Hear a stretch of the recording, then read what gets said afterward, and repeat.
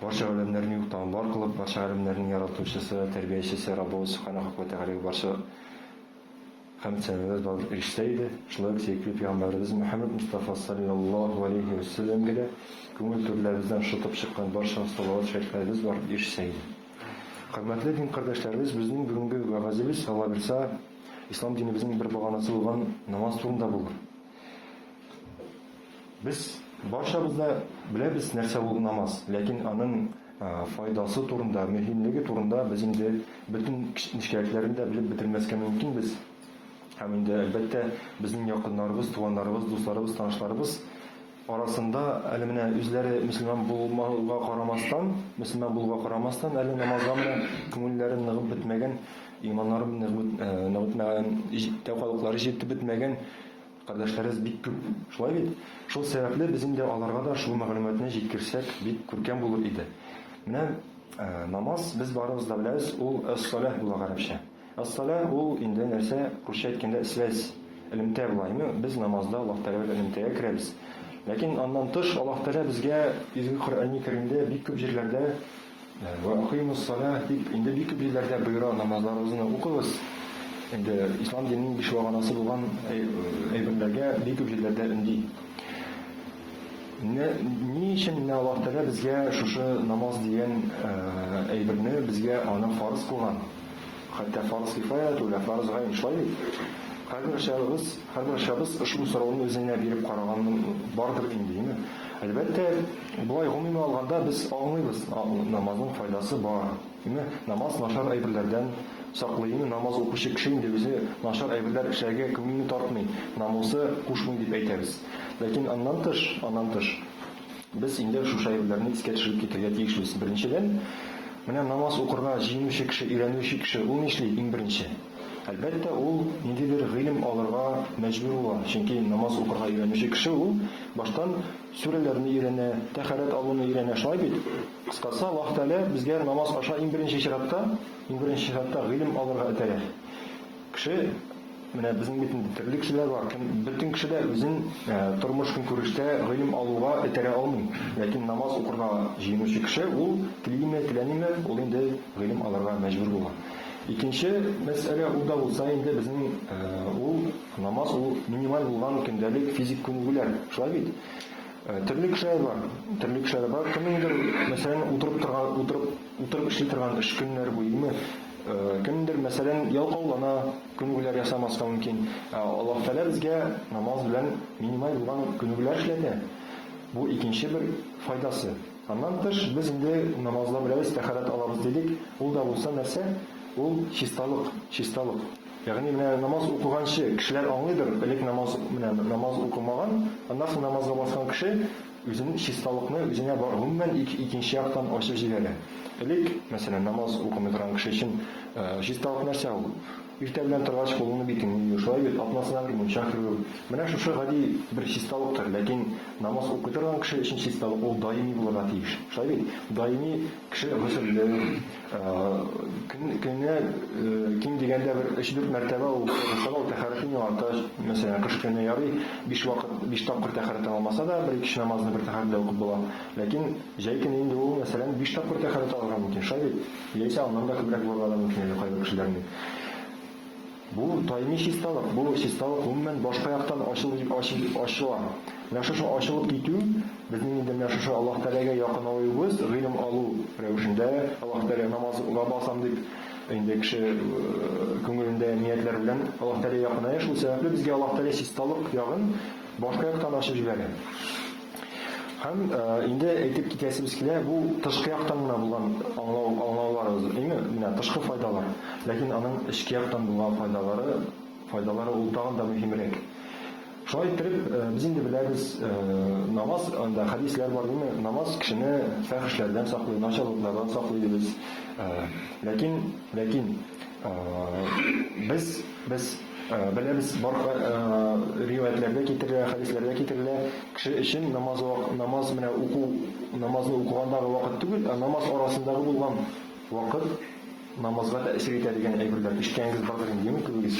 Менә шушындый бер кутси хадис, китерелә. Кутси хадис нәрсәнинди хадис ул? Бар безнең гади хадислар. Гади хадис ул Аллаһ Тәгаләдән пәйгамбәребезгә ингән, ләкин Аллаһ Тәгалә аны пәйгамбәребез аны безгә мәгънәсен дөрес җиткерде, ләкин үз сүзләре белән җиткергән. Шулай бит? Кутси хадис ул Коръән кебек. Аллаһ Тәгалә ничек пәйгамбәребезгә индергән? Инде пәйгамбәребез безгә дә аны бер сүз кушмыйча ничек бар шулай индергән, җиткергән безгә. Менә Коръән белән Кутси хадис нәрсә белән аерылалар? Кутси хадисне без намазда укымыз, димәк Коръәнне без мәсәлән яклыйбыз, намазларда укыйбыз. Кутси хадис ул дәлил буларак тора.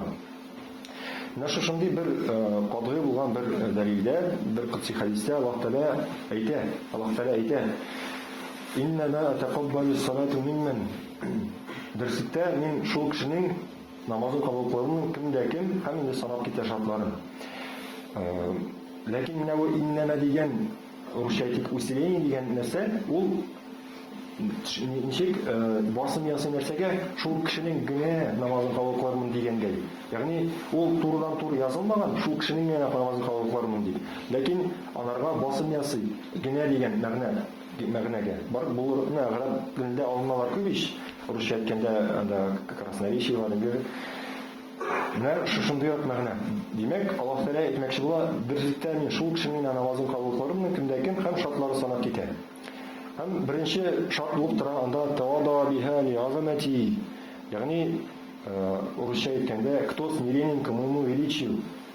Кайда гына булмасын, адәм баласы нинди генә хәлгә эләкмәсен, ул онытырга тиеш түгел кемне Аллаһ Тәгалә беренче номер 1 Аллаһ Тәгалә икәнлекне. Алайса мәсәлән без күргәнебез бар, беләбез, шаркымыз да бардыр. Мәсәлән кеше бернинди бик дәрәҗәгә ирешә дә мин номер 1 дип җыри башлый. Шулай бит, андый шартлар беләбез инде.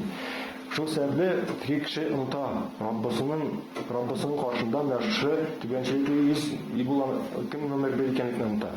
Бу беренче шарт. Әгәр кеше адәм баласы шушы нюансы оныта икән, Аллаһ Тәгалә каршында шушы түбәнчелеген оныта икән, бу инде шик куярга мөмкин безнең намазыбызның кабул булуына, күңелебездә андый нәрсә булырга тиеш түгел. Икенче, лам ястaqil ala khalqi. Ягъни лам ятакаббар ala khalqi. Икенчеләй минем мәхлукларыма карата тәкәббер түгел ди.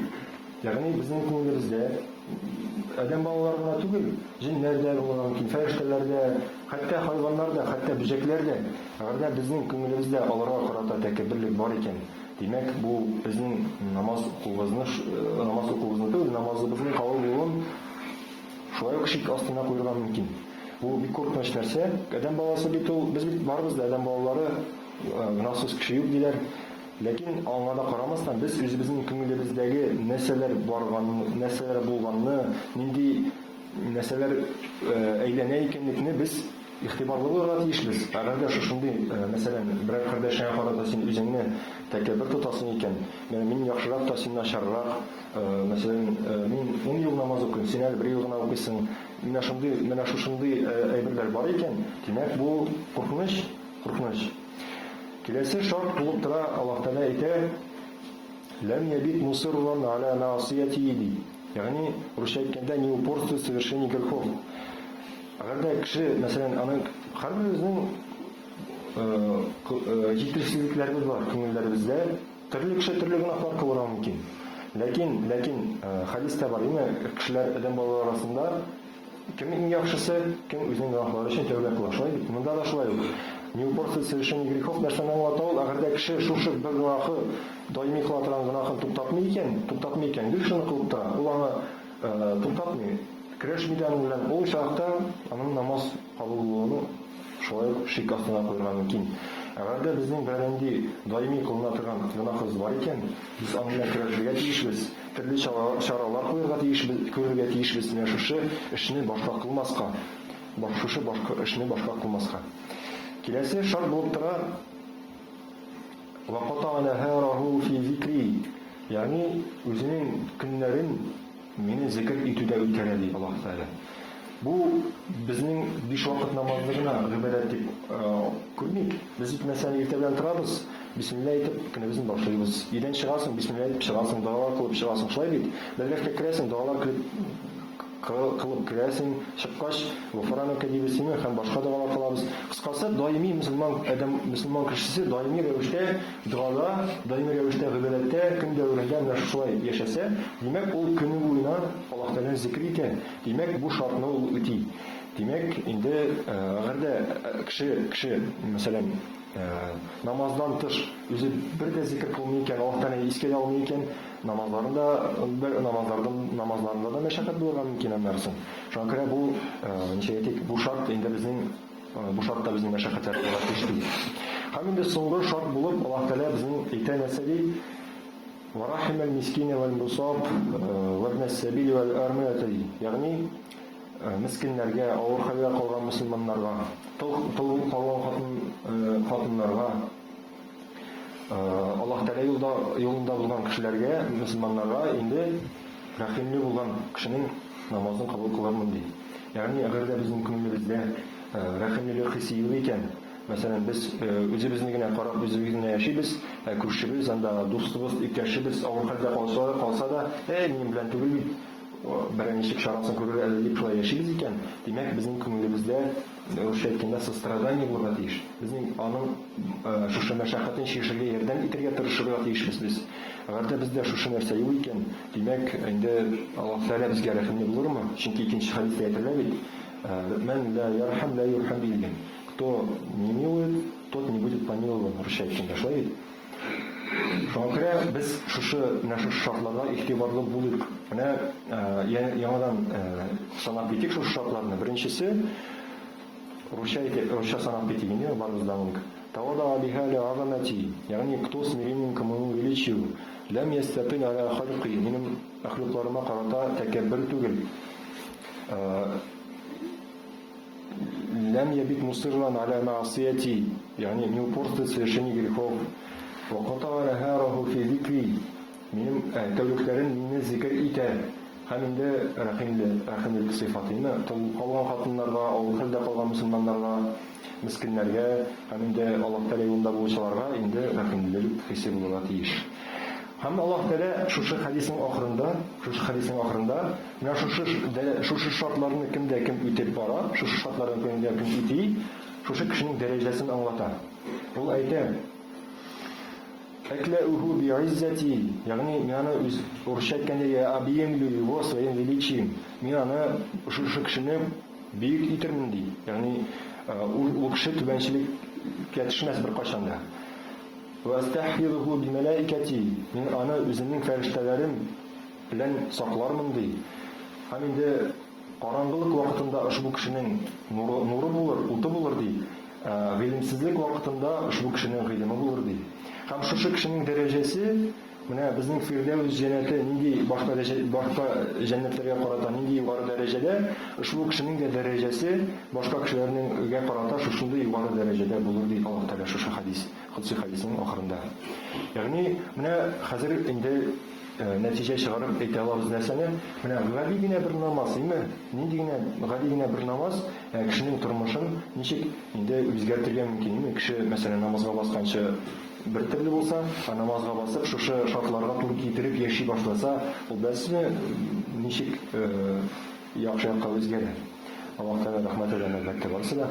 Инде әгәр дә безнең намазның файдасын аңламаган кардәшләребез, туганнарыбыз, дусларыбыз булса, әгәр дә без шулай аңлата белсәк аларга, бу нинди аның тәэсирле икәнлеген, ничек Аллаһ Тәгалә безгә аны фарыз кылганлыгын, һәм инде аның хикмәте нинди зур икәнлеген, һәм инде әлбәттә без онытмаска тиеш, кыямәт көнне бездән соралачак беренче нәрсәләрдән ул нәрсә?